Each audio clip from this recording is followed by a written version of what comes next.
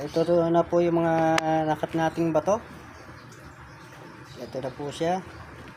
Ang gaganda po ng patang niya. Kaya bihira natin makakuha to sa ilog. Ayan. Ganyan po siya. Kaganda.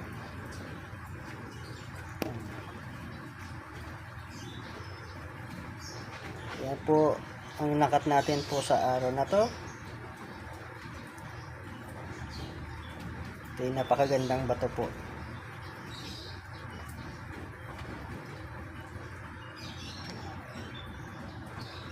Para siyang ocean jasper.